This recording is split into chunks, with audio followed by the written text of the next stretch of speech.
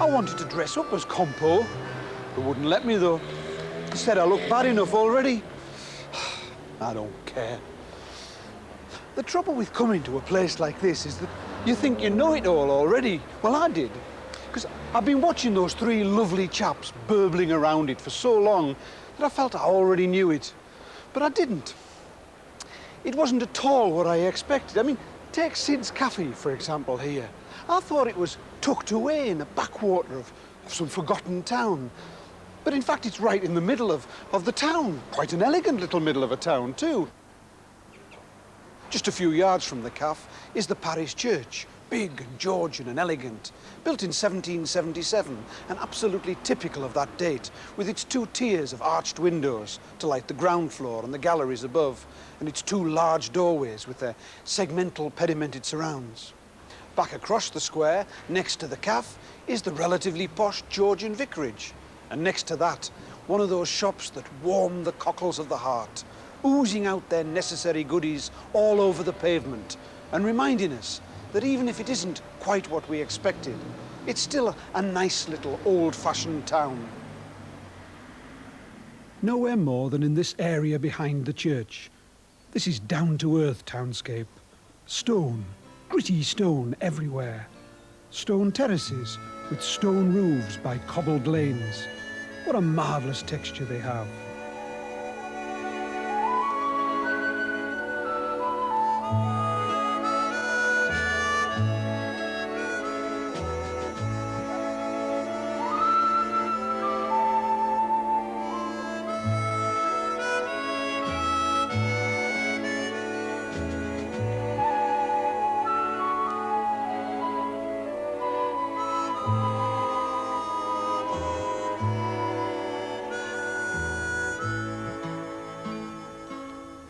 Here's a little detail that you only find on the older houses in the West Riding. Each course projecting slightly from the course above it and then angled back in again. It helps to throw the rainwater clear of the wall. It's called weathered pointing, and I don't think you find it anywhere else. But these little Yorkshire towns are like that, unique to themselves, full of their own special atmosphere.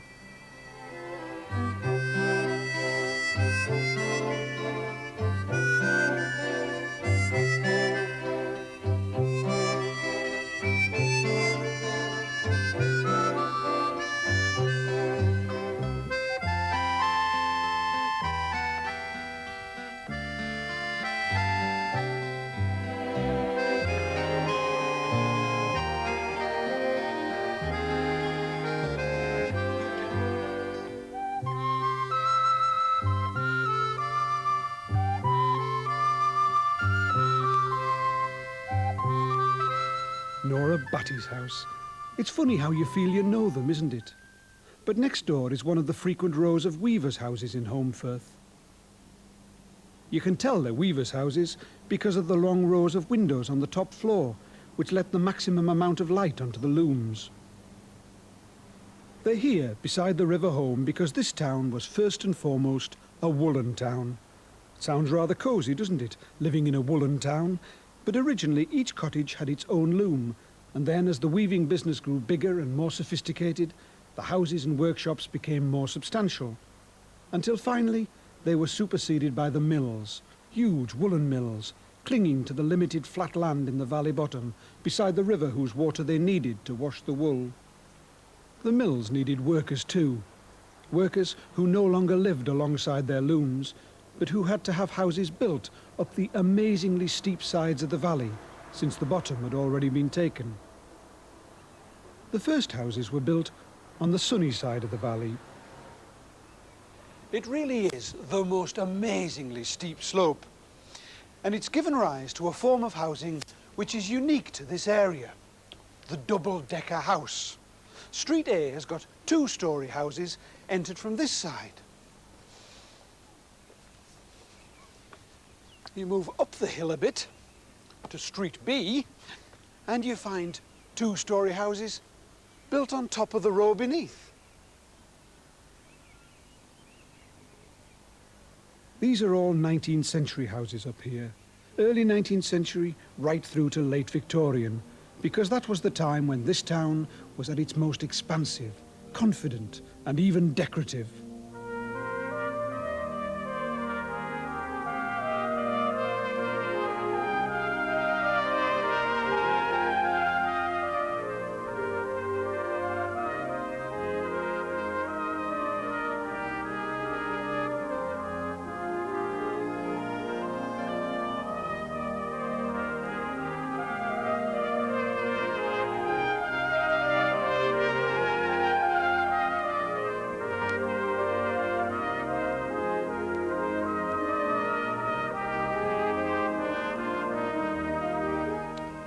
Railings, walls, gateposts, all of them from the 19th century.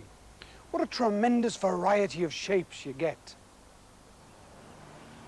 Here's a row of houses which show the way that taste changed as the century progressed. These ones are early 19th century, late Georgian, well-proportioned, smooth walls with occasional restrained decoration. 20 or so years later, high Victorian. The wall surface has become rocky and busy. The taste is for twiddly bits. Holmfirth was a confident town in Victorian times, a town with some real civic pride about it. Here's two buildings which span 50 years of Victoria's reign. On the left is the drill hall of 1892, the end of the reign.